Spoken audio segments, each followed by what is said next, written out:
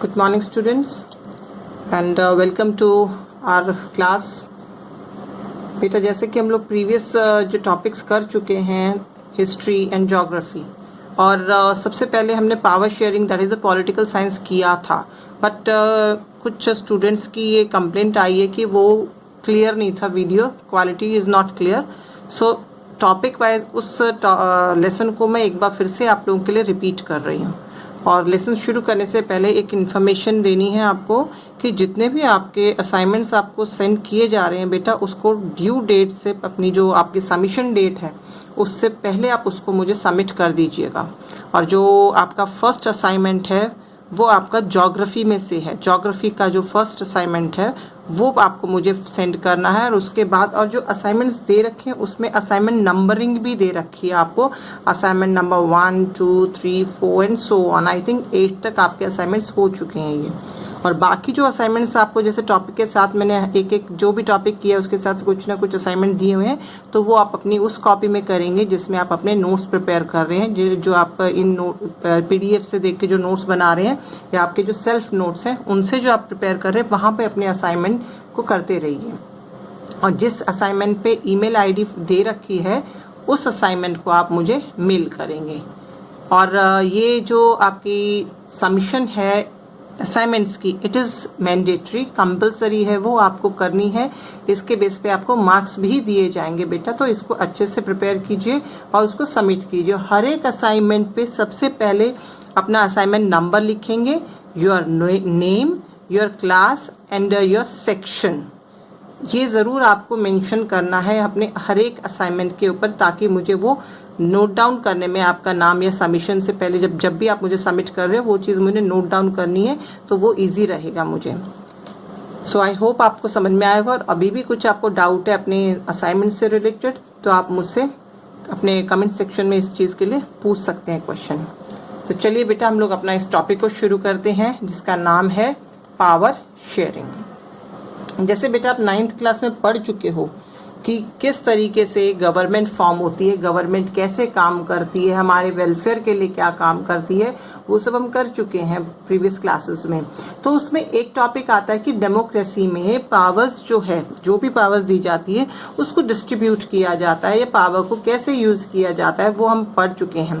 तो आज जो टॉपिक है इसमें ये पढ़ेंगे कि पावर शेयरिंग होती क्या है। जब हम बात करें पावर शेयरिंग तो what do you mean by power sharing. तो सबसे पहले ये जो दो टॉपिक्स हैं आज उसमें इसको क्लियर करेंगे। सबसे पहले हम कि व्हाट इज पावर शेयरिंग, और फिर पहले यही देख लीजिए आप कि पावर शेयरिंग क्या है, और उसके बाद हम देखेंगे कि एग्जाम्पल्स के थ्रू कि पावर शेयरिंग बेल्जियम में क्या है और श्रीलंका में क्या है। तो इसके थ्रू हम लोग पढ़ेंगे पावर शेयरिंग के बारे में। So start with your topic. Okay बेटा, तो सबसे पहले हम बात करते हैं what is power sharing. Power sharing है क्या, पर्टिकुलरली अगर हम लोग लिटरली वर्ड को देखते हैं तो पावर शेयरिंग का मीनिंग क्या है, पावर को, शक्तियों को शेयर करना, बांटना, that is the power sharing. So with the proper definition अब बात करते हैं कि पावर शेयरिंग है क्या चीज। तो power sharing is the distribution of the power. Power sharing क्या है, डिस्ट्रीब्यूशन, बंटवारा है पावर का among the organ of the government. Government के ऑर्गन्स, कौन कौन से ऑर्गन्स होते हैं, अंग होते हैं गवर्नमेंट के, लेजिस्लेचर, एग्जीक्यूटिव एंड जुडिशरी। यानी इनमें पावर्स को डिस्ट्रीब्यूट कर देना, पावर को बांट देना इनमें, ना कि किसी एक के हाथ में पावर को रखना। यदि किसी एक के हाथ में पावर होती है तो कहीं ना कहीं वो क्या हो जाता है, डिक्टेटर बन जाता है। जैसे हिटलर का एग्जाम्पल हम पढ़ चुके हैं, पावर उसके हाथ में थी, धीरे धीरे पूरी तरह से वो क्या हो गया, डिक्टेटर बन गया। सो पावर शेयरिंग का मतलब हुआ पावर को डिस्ट्रीब्यूट करना गवर्नमेंट के ऑर्गन्स में। तो गवर्नमेंट के ऑर्गन कौन कौन से होते हैं, legislature, executive and judiciary. Legislature, तो लेजिस्लेचर का मतलब क्या होता है, जो कानून बनाते हैं, जो लॉ फॉर्म करते हैं उन्हें कहते हैं हम लेजिस्लेचर। लेजिस्लेचर में प्रेसिडेंट हो गया आपका, आपके दोनों पार्लियामेंट जो होंगे, हाउसेस जो होते हैं वो इसमें आ जाते हैं, जो लॉ बनाते हैं हमारे लिए। अब आता है आपका एग्जीक्यूटिव्स। एग्जीक्यूटिव्स होते हैं जो इन बने हुए लॉज को एग्जीक्यूट करते हैं, उनको इम्प्लीमेंट करते हैं।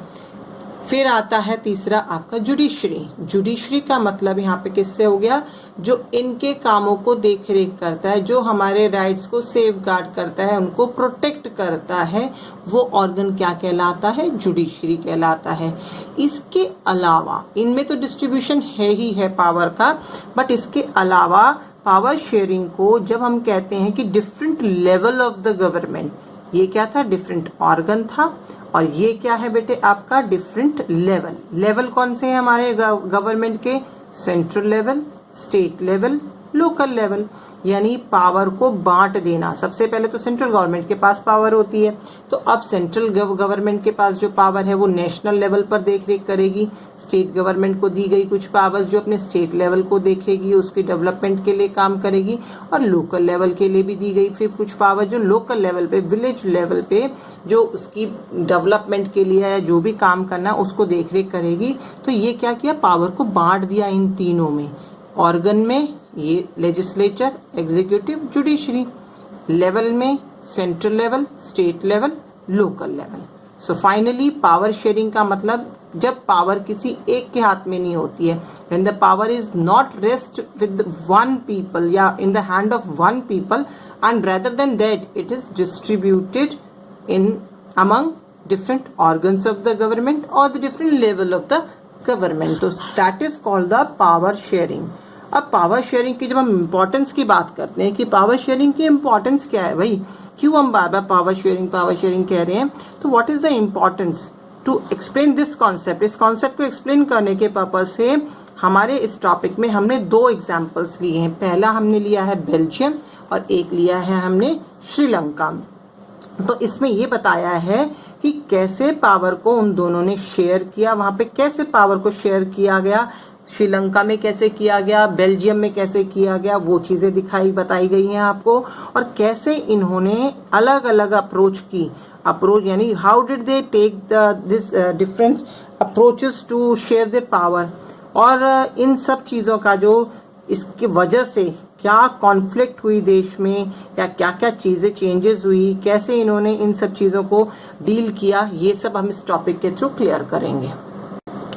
सो फर्स्ट केस स्टडी क्या है बेटा आपका, बेल्जियम। बेल्जियम के बारे में हम यहाँ पे स्टडी करेंगे कि बेल्जियम में क्या हुआ था, कैसे वहां पर पावर को शेयर किया गया, कैसे अकोमोडेट किया गया, उसको कैसे बांटा गया। तो बेल्जियम देश जो है बेटा, उसकी कैपिटल क्या है, ब्रुसेल्स। ब्रुसेल्स के बारे में हम लोग पहले भी कर चुके हैं। तो बेल्जियम की कैपिटल का नाम क्या है, ब्रुसेल्स है। देखिए मैप दिख रहा है आपको, इस मैप में यहाँ पे ये तो है लंदन, ये है नीदरलैंड। अब देखो ब्रुसेल यहाँ पर है, इसकी बाउंड्री कहाँ है, बाउंड्री पे कौन कौन है, नीदरलैंड, जर्मनी, लग्जमबर्ग और France.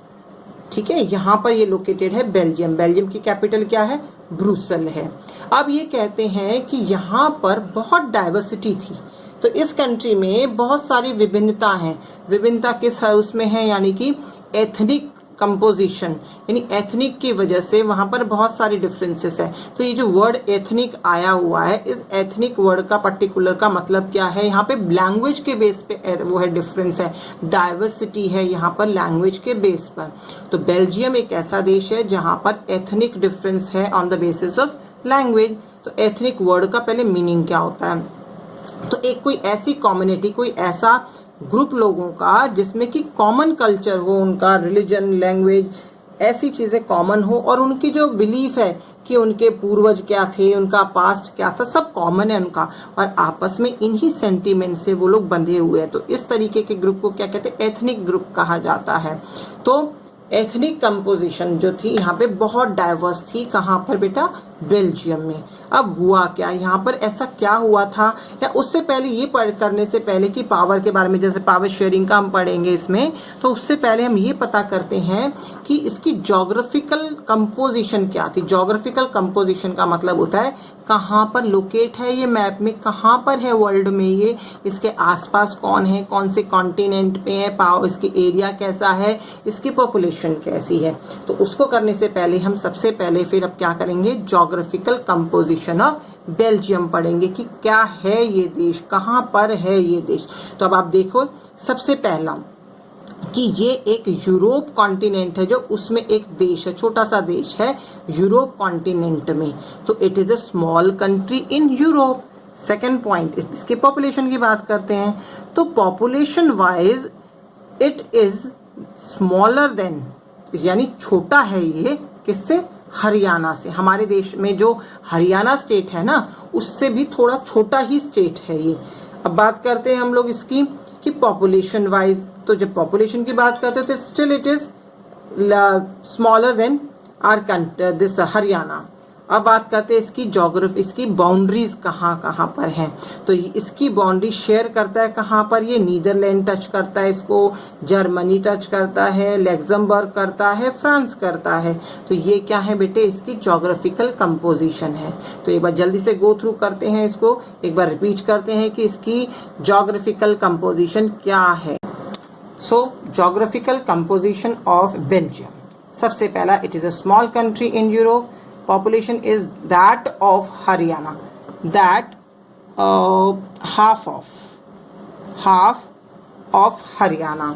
Then area wise it is smaller than Haryana, area wise Haryana से छोटा राज्य है ये, and it has border with, किसके साथ थी इसकी बॉर्डर भी दिखाया था आपको मैप मैंने, नीदरलैंड के साथ था, फ्रांस के साथ था, जर्मनी के साथ था और लग्जमबर्ग के साथ था। यानी ये इसकी ज्योग्राफिकल कंपोजिशन है, यानी ज्योग्राफिकली ये कहाँ पर वर्ल्ड में, कहाँ पर मैप में, कहाँ पर लोकेटेड है।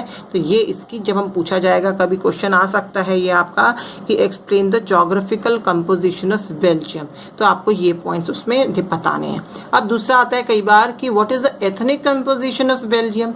अब एथनिक कंपोजिशन कैसा है, यानी वहाँ कौन कौन से ग्रुप के लोग रहते हैं, कौन कौन सी भाषा बोलते हैं, वो आपका कंपोजिशन, तो उसके अकॉर्डिंग अब हम इसको आगे स्टडी करते हैं। सो एथनिक कंपोजिशन, अब देखते हैं कि एथनिक कंपोजिशन ऑफ बेल्जियम क्या है, उसकी एथनिक कंपोजिशन। तो जब हम बात करते हैं तो क्या है पहला पॉइंट कि यहाँ पे कॉम्प्लेक्स, यानी कि बहुत डाइवर्स है, कॉम्प्लेक्स एथनिक कंपोजिशन, बहुत डाइवर्स है, बहुत विभिन्नता है उनके एथनिक कंपोजिशन में। तो सबसे पहले हम बेल्जियम की बात करेंगे, फिर हम ब्रुसेल की बात करेंगे। ब्रुसेल क्या है बेटे, उसकी कैपिटल है। तो पहले बेल्जियम की बात करते हैं। तो बेल्जियम में जब हम बात करते हैं तो यहाँ पर एरिया डिवाइड किया हुआ है, कि इसका जो एरिया है वो डिवाइड किया हुआ है। तो उसके अकॉर्डिंग मैप दिखा देते हैं एक बार आपको हम। ये देखिए बेटा, ये बेल्जियम का मैप है। ओके, ये जो है छोटा सा दिख रहा है आपको, ये ब्रुसेल है, उसकी कैपिटल है ये ब्रुसेल। तो जो आपका बेल्जियम है, ये दो पार्ट्स दिख रहे हैं अलग अलग। तो ये जो अपर पार्ट है, that is the yellow portion, ये फ्लेमिश एरिया है, यानी यहाँ पे फ्लेमिश लोग रहते हैं, यानी ये वो एरिया है जहाँ पे फ्लेमिश लोग रहते हैं और जो कौन सी भाषा बोलते हैं, जो कि डच भाषा बोलते हैं। और ये जो एरिया है इस तरफ जो है बेटा आपका यहाँ पे नीदरलैंड है, और नीदरलैंड जो है इसी वजह से, क्योंकि नीदरलैंड की भाषा क्या है, डच है वहाँ की भाषा, तो ये लोग भी डच से इन्फ्लुएंस है। तो they are also use to speak the Dutch language, and that is the 59%, यानी कि ये जो है कितने परसेंट है, इट इज 59% जो है, ये जो है क्या है, वो डच भाषा बोलते हैं। कौन सा एरिया है ये, फ्लेमिश एरिया है। याद रखना आपको ये कि this is the Flemish area. They used to speak 59%, they used to speak Dutch language, और कितनी पॉपुलेशन है, 59% जो इसकी बेल्जियम की वो यहाँ रहती है। अब ये जो रेड पोर्शन दिख रहा है आपको, this is the portion which consist of 40% of the population. इसमें 40% पॉपुलेशन रहती है। और ये कौन सा एरिया बेटा, ये वेलोनिया एरिया है, वेलोनिया रीजन है। And they use to speak French language because this area, ये जो इस तरफ है यहाँ पे फ्रेंच, जो फ्रांस देश है वो है इनके यहाँ पर, जिस वजह से ये लोग क्या बोलते हैं, फ्रेंच भाषा बोलते हैं। Okay, this is clear now. ये जो थोड़ा सा शेड वाला पोर्शन दिख रहा है आपको, ये जो शेड किया हुआ है, ये 1% है, यानी 1% पॉपुलेशन यहाँ रहती है बेल्जियम की। And they use to speak German language, क्योंकि यहाँ पे कौन सी कंट्री है, जर्मनी है यहाँ पे। तो ये किससे इन्फ्लुएंस है, जर्मन लैंग्वेज से इन्फ्लुएंस है। Then they use to speak the German language. So 2 parts are there. First is the Flemish area.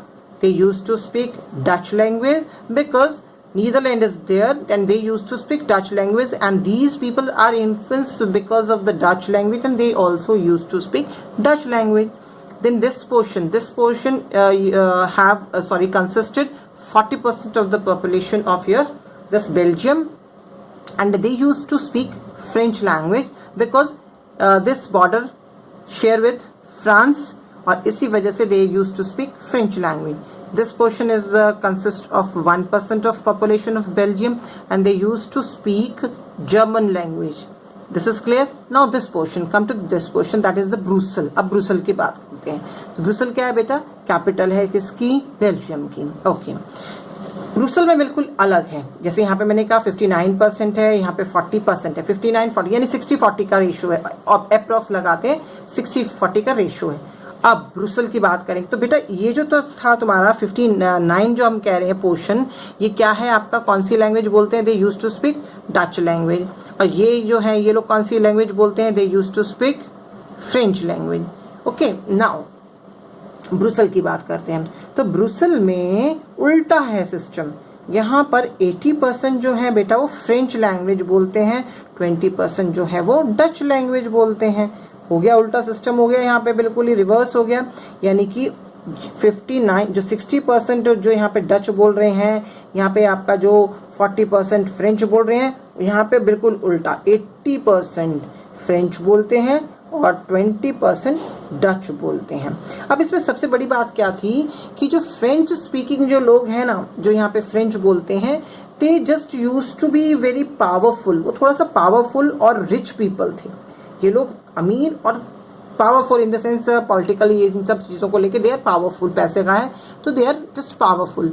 तो यहाँ पे जो एक रीज़न था कॉन्फ्लिक्ट का, टेंशन का, वो क्या था बेटा कि इनको ये लगता था कि जहाँ पर इनका इन्फ्लुएंस ज़्यादा है तो इनको लगता कहीं ये लोग अपनी मन मर्जी ना चलाएं. इसमें अगर जैसे डच ज़्यादा बोलने वाले हैं वो अपनी मर्जी चलाएंगे, क्योंकि इनको बहुत बाद में, फ्रेंच अमीर थे तो और डचेस गरीब थे इनकी अपेक्षा, तो इन लोगों को बहुत बाद में मिली थी अपॉर्चुनिटीज़. इसकी इकोनॉमिक या एजुकेशनल जो ये अपॉर्चुनिटीज़ है बहुत बाद में मिली थी. तो वही चीज़ यहाँ पर इनको ये चीज़ें कम थी, क्योंकि यहाँ पे फ्रेंच बहुत ज़्यादा बोलने वाले थे, फ्रेंच पीपल थे ज़्यादा और डचेस कम थे.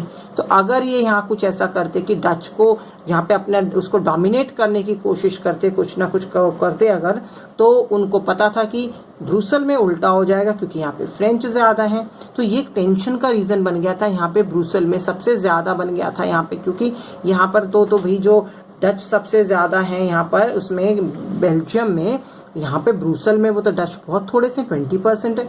उनको परेशानी, उनको डर लगने लगा कि भाई उनके जो राइट्स हैं, उनकी जो पॉलिटिकल राइट्स हैं, एजुकेशनल राइट्स हैं, कहीं वो डिनाइड ना कर दिए जाएं. तो ये सिचुएशन तैयार हो रही थी. यानी ओवरऑल ये जो प्रॉब्लम थी, it was started in 50 and 60, 1950 और 1960 में इसकी शुरुआत हो चुकी थी. ओके. नाउ ये जैसा भी बताया मैंने कि ब्रुसल में उल्टा हो रहा है. इसमें बेल्जियम में प्रॉब्लम क्या थी बेटा कि बेल्जियम में मेजॉरिटी में डचेस थे और माइनॉरिटी में फ्रेंच थे. ब्रुसल में मेजॉरिटी में फ्रेंच थे और माइनॉरिटी में डच थे. यानी उल्टा कंडीशन थी ना. तो कहीं ना कहीं यहाँ पर इनको, कंट्री में तो ठीक है, चलो बढ़िया, कंट्री में डचेस ज़्यादा हैं, they are rich, they are not too much. So इनको ये चीज़ों की एक प्रॉब्लम क्रिएट हो रही थी. तो फाइनली ये जो था बेटा 1950 से 60 के बीच में ये टेंशन जो थी स्टार्ट हो गई थी. और डच कम्युनिटी जो थी वो इसका फ़ायदा उठा सकती थी, क्योंकि वो लोग संख्या में ज़्यादा थे, न्यूमेरिक मेजॉरिटी में थे वो, and they can force the French and the German speakers. उनको वो फोर्स कर सकते थे इन सब चीज़ों के लिए. और इसका नतीजा क्या होता? कॉन्फ्लिक्ट. लड़ाई का एक नतीजा क्या निकलता? कॉन्फ्लिक्ट हो जाता ऑब्वियसली. और जिसका फाइनली एक नया रिजल्ट क्या था? पार्टीशन ऑफ द कंट्री, देश का बंटवारा हो जाना. यानी वहाँ की गवर्नमेंट ने इन सब चीज़ों को देखा, समझा और ये चीज़ों को रियलाइज़ करा कि भाई अगर लीडर्स ने इसको रियलाइज़ किया कि कंट्री जो है उसको मेंटेन करके रखना है, उसकी रिस्पेक्ट जो है वो मेंटेन करके रखना है, तो भाई हमें अपने जो कंट्री के जो लोग हैं उनकी फीलिंग्स, उनके इंटरेस्ट, जो भी वो है कम्युनिटीज़ अलग अलग, उनको बनाए रखना पड़ेगा. और so they worked on the principle of accommodation. उन्होंने प्रिंसिपल ऑफ एकोमोडेशन पे काम किया. क्वेश्चन आता है ये वाला कि बेल्जियम में किस प्रिंसिपल पे उन्होंने वर्कआउट किया। तो कौन सा प्रिंसिपल? Principal of accommodation. तो इस पे उन्होंने काम किया और उन्होंने म्यूचुअली एक्सेप्टेबल अरेंजमेंट करी इन सब चीज़ों के लिए। अब चेंजेस क्या किए बेटे वो देखते कि ऐसा क्या किया उन लोगों ने, ऐसा क्या नई चीज़ करके दे दी कि देश में लड़ाई होते होते आपस में इन लोगों की, बेल्जियम में अलग अलग ग्रुप्स की, that the Dutch people and the French people, वो वहीं का वहीं रोक दिया उसको, ये चीज़ें कॉन्फ्लिक्ट नहीं होने दी। अकोमोडेशन इन बेल्जियम, ये बेटा इंपॉर्टेंट आपका टॉपिक है, ये वाला क्वेश्चन कई बार आते हैं, ये वाला explain the Belgium model of accommodation. तो क्या था ये पहले देखते हैं। तो लीडर्स जो थे बेल्जियम ने, उन्होंने बहुत अलग अलग स्टेप्स उठाए रिकॉग्नाइज करने के लिए इस डाइवर्सिटी को, ये जो विभिन्नता थी देश में, अलग अलग जो लैंग्वेज स्पीकर्स थे उन लोगों को एक साथ बनाए रखने के लिए उन्होंने बहुत सारे कदम उठाए। अगर करना चाहते, नहीं इसको रियलाइज करते, तो वहां पर चांसेस किस चीज की हो जाती बेटा? वहां पे सिविल वॉर की हो जाती। सिविल वॉर वर्ड जो है वो क्या है कि सिविल वॉर का मतलब क्या होता है? जब with in a country it is divided among the different groups, देश में ही जब अलग अलग ग्रुप्स में बट जाते हैं and there is a conflict between these groups, उसको कहते हैं, उस सिचुएशन को हम लोग क्या कहते हैं? सिविल वॉर कहा जाता है उसको। सो कम जो लीडर्स थे बेल्जियम में, उन्होंने इसके लिए स्टेप्स उठाए और उन्होंने, इस लाइन को ध्यान से सुनिएगा, उन्होंने अमेंड किया। They have amended the constitution 4 time. कितनी टाइम? 4 टाइम उन्होंने कॉन्स्टिट्यूशन को अमेंड किया बिटवीन 1970 टू 1993। क्वेश्चन कई बार आता है, जैसे करेक्ट द स्टेटमेंट लिख देते हैं वो, तो वो सेंटेंस ये लिख देंगे आपके लिए, यहाँ पे लिख देंगे 5 या यहाँ लिख देंगे 1980, तो आपको करेक्ट करना है। तो करेक्ट क्या है कि उन्होंने अमेंड किया कॉन्स्टिट्यूशन 4 बार चेंज किया। कब से कब तक? 1970 से लेके 1993 तक। अब उस चेंज में उन्होंने क्या किया? ये जो उन्होंने कहा ना हमने कि अकोमोडेट किया, तो ऐसा किया क्या भाई? उन्होंने ऐसा क्या चेंज करा आपके इस जो आपका ये कॉन्स्टिट्यूशन में चेंजेस करे, अमेंडमेंट किया, मरम्मत करी। अमेंडमेंट का मतलब क्या होता है? मरम्मत करना। तो मेनली बेसिकली क्या हुआ, क्या क्या चेंजेस करे उन्होंने कॉन्स्टिट्यूशन में। तो सबसे पहला हम जब कहते हैं, बात करते हैं इसकी, तो सबसे पहला बेटा कॉन्स्टिट्यूशन में अकॉर्डिंग टू दिस अकोमोडेशन, सबसे पहले उन्होंने क्या किया? Constitution prescribes that the number of the Dutch and the French speaking ministers should be equal in the central government. Fine. उन्होंने क्या किया कि कॉन्स्टिट्यूशन ने बताया, उनके जो कॉन्स्टिट्यूशन था उसमें ये बताया गया कि जो अब सेंट्रल गवर्नमेंट है वहां पर जितने मिनिस्टर्स आएंगे गवर्नमेंट में, डच और फ्रेंच, ये दोनों ग्रुप के लोग होंगे, यानी Dutch speakers and the French speakers जो मिनिस्टर्स हैं वो इक्वल शेयर, मतलब इक्वल होंगे। अगर 4 वो हैं डच स्पीकर्स हैं तो 4 ही फ्रेंच स्पीकर्स होंगे। एन एग्जाम्पल बताया आपको ये एक, तो ये चीजें उसमें प्रिस्क्राइब करी उसमें कॉन्स्टिट्यूशन में। इसका फायदा क्या हुआ बेटा कि कोई भी गवर्नमेंट, यानी फ्रेंच स्पीकर्स या डच स्पीकर्स जो हैं, इंडिविजुअली कोई डिसीजन नहीं ले सकते। No single government can take decision, अकेले कोई भी ग्रुप डिसीजन नहीं ले सकता, यानी यूनिलिटरली अपना डिसीजन ये लोग नहीं ले सकते हैं। देन दूसरा एक और चेंज क्या किया इन्होंने कि power were given to the state. जैसे हमने कहा कि सेंट्रल गवर्नमेंट थी, अब कुछ पावर जो थी इन्होंने सेंट्रल गवर्नमेंट ने स्टेट गवर्नमेंट को भी दे दी भाई, कि चलो स्टेट लेवल पे भी, जैसे फ्लैमिश एरिया हो गया, वैलोनिया एरिया हो गया, इनको भी कुछ ना कुछ पावर्स दे दी गई कि अपने अपने स्टेट को वो लोग भी अपने उसके काम करेंगे। जैसे हमारे यहाँ पे अलग अलग स्टेट गवर्नमेंट है, स्टेट लेवल पे अपना अपना काम करा जाता है, और कोई भी जो स्टेट गवर्नमेंट है वो सबऑर्डिनेट नहीं है सेंट्रल गवर्नमेंट के, अपने लेवल पे वो काम करते हैं। वहां पे रूल रेगुलेशन जो है ये सेंट्रल गवर्नमेंट नहीं दे सकता है वो उसको। तो वही चीज वहां पर करी उन्होंने, पावर जो थी वो दे दी गई किसको? स्टेट गवर्नमेंट को दे दी गई। और फाइनली वहां पर एक और नया चेंज हुआ। फिर आती है ब्रुसेल। अब हम बात कर रहे हैं जो बार बार कि भाई वहां पे ये हुआ, वहां पे ये हुआ, तो ब्रुसेल में ऐसा क्या किया भाई उन्होंने? तो Brussels has a separate government, उसकी एक अलग गवर्नमेंट थी, in which both the community have equal representation. जो ब्रुसेल में अलग गवर्नमेंट बनाएगी जिसमें सेम वही जैसे ऊपर इसने किया कि डच स्पीकर्स भी उतने ही होंगे जितने कि आपके फ्रेंच स्पीकर होंगे। जैसे कभी कोई वोटिंग की जाती है किसी डिसीजन के लिए, तो दोनों की जब नंबर सेम होंगे दोनों के डिसीजन सही तरीके से लिया जाएगा, मेजॉरिटी में लिया जाएगा।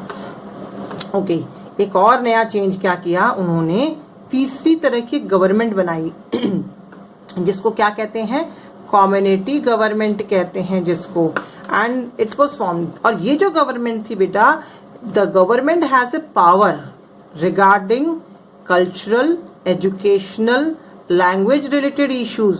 इनकी अपनी, जैसे कि तुम्हारा डच जो स्पीकर्स हैं, डच पीपल, उनकी अलग कम्युनिटी गवर्नमेंट होगी, फ्रेंच स्पीकर उनकी अलग गवर्नमेंट होगी। यानी ये जो आपका जो स्पीकर्स थे अलग अलग, वो जो रीजन के लोग थे, वो लोग अपनी खुद अपनी कम्युनिटी गवर्नमेंट चुनते थे, इलेक्ट करते थे, जो कि किससे रिलेटेड इश्यूज को सॉर्ट आउट करती थी, कल्चरल, एजुकेशनल, लैंग्वेज इश्यूज जो होते थे उनको सॉर्ट आउट करती थी। तो यहाँ पर क्या चीज समझ में आई बेटे हम लोगों को, कि बेल्जियम जो था उसने अपने यहाँ के लोगों की डाइवर्सिटी को वैल्यू दी और उसको वहाँ पे इन चीजों को एकोमोडेट किया। लड़ाई की जो चांस थी, जो कॉन्फ्लिक्ट की चांस जो थी, उसको यहीं का यहीं सॉर्ट आउट किया, खत्म किया, और फाइनली उन्होंने अपना इस तरीके से कॉन्स्टिट्यूशन में चेंज करके वहां के लोगों को एस्टैब्लिश किया, एकोमोडेट किया कि सब साथ में रहेंगे। जब ये सब हो गया तो एक यूरोपियन यूनियन बनाई गई। यूरोपियन यूनियन क्या होती है, आफ्टर फर्स्ट वर्ल्ड वॉर हुई थी एक्चुअली ये, तो यहाँ पे क्या एक यूनियन बनाई गई, एक ग्रुप बनाया गया जो कि मेनली ट्रेड, पॉलिटिकल इश्यूज को सॉर्ट आउट करते हैं, उनको देख रेख करते हैं वो, तो ये बनाई गई। और इसका फायदा क्या हुआ बेटा, ये कई बार एक 1 मार्क्स क्वेश्चन में आता है आपका कि जो हेडक्वार्टर था यूरोपियन यूनियन का वो कहाँ था, तो कहाँ था वो, ब्रुसेल में था वो, इसका यूनियन का जो यूरोपियन यूनियन का हेडक्वार्टर। तो बेटा यहाँ तक आई थिंक आपको समझ में आया होगा, और आई होप इसमें अगर आपको डाउट है, इफ देयर इज डाउट, तो you can just ask me the questions and I am going to solve your doubts and questions. Next topic में हम लोग श्रीलंका को लेंगे कि श्रीलंका में क्या किया। यहाँ तक हमने कर लिया, तो एक बार जल्दी से गो थ्रू करते हैं कि हुआ क्या क्या। जैसे हमने सबसे पहले क्या किया था आपका कि पावर शेयरिंग क्या है, जब पावर किसी एक के हाथ में ना रह के उसको डिस्ट्रीब्यूट कर दिया जाता है, बांट दिया जाता है उसको, और उसको बांटकर अलग अलग गवर्नमेंट के जो ऑर्गन्स हैं, गवर्नमेंट के जो लेवल हैं, उसमें डिस्ट्रीब्यूट कर दिया जाता है, that is called the power sharing. तो पावर शेयरिंग के इस इम्पोर्टेंस को बताने के लिए हमने यहाँ पे 2 एग्जाम्पल्स लिए हुए हैं। पहला है बेल्जियम और दूसरा है श्रीलंका। और बेल्जियम को हम पढ़ चुके हैं, तो बेल्जियम का सबसे पहले क्वेश्चंस जो आते हैं इसमें बेसिकली वो क्या होता है कि explain the ethnic and the geographical composition of Belgium. इसकी एथनिक और ज्योग्राफिकल कंपोजिशन बताइए। फिर आता है कई बार क्वेश्चन कि ऐसा क्या हुआ था यहाँ पर बेल्जियम में कि ये चेंजेस, यानी मेनली कि जो चांस थी कॉन्फ्लिक्ट की, व्हाट वाज द इशू, क्या इशू था वो, तो वो आपका क्वेश्चन हो गया। फिर आता है क्वेश्चन कि इन्होंने इस डाइवर्सिटी को कैसे एकोमोडेट किया, तो what is the Belgium model of accommodation, ये हो गया। और बहुत सारे बेटा छोटे छोटे क्वेश्चंस 1 मार्क्स के इसमें बनते हैं, तो जिस तरीके से आपसे क्वेश्चन पूछा जाता है उसी के अकॉर्डिंग आपको पॉइंट्स में वो आंसर्स लिखने होते हैं। तो इस तरीके से आप अपने क्वेश्चन के आंसर्स को अटेम्प्ट कर सकते हो। अब आपके इसके साथ इस टॉपिक से रिलेटेड एक असाइनमेंट दूंगी मैं, उस असाइनमेंट को आपको मुझे उस असाइनमेंट को आप क्या कीजिएगा, सॉल्व करिए। जो पहले वाले असाइनमेंट्स हैं उनको जल्दी से जल्दी मुझे